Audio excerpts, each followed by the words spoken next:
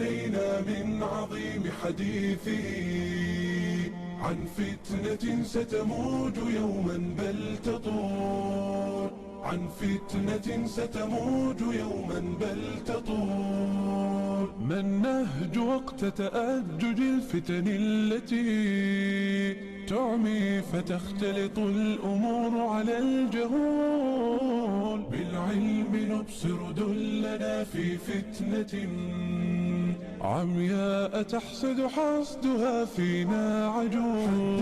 حذيفة بالذي قال الرسول أخبر بما قد كان هادينا يقول، أسبغ علينا من عظيم حديثه عن فتنة ستموج يوما بل تطول، عن فتنة ستموج يوما بل تطول. أحذيف قد سألوا الرسول جميعهم عن كل خير دون ذكر للأفول، فسألته خوفا وحرصا بالغا هل بعد هذا الخير من شر يحول؟ فأجاب إيه ثم أوصى بعدها إلزم إمامك لا تحد عن ذي الأصول، إلزم إمامك لا تحد عن ذي الأصول. اقعد إذا قامت أمامك فتنة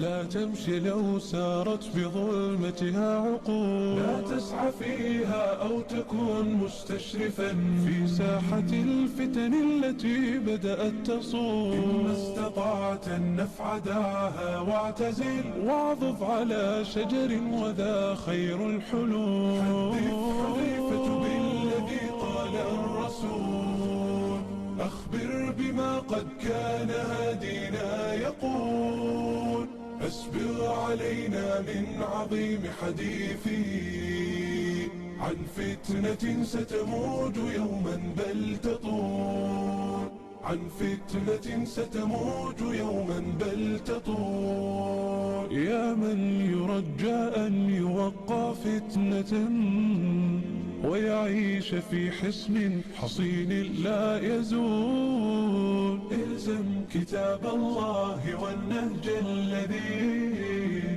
من فيضه يسقيك بالنهج الرسول، من فيضه يسقيك بالنهج الرسول، من فيضه يسقيك بالنهج الرسول.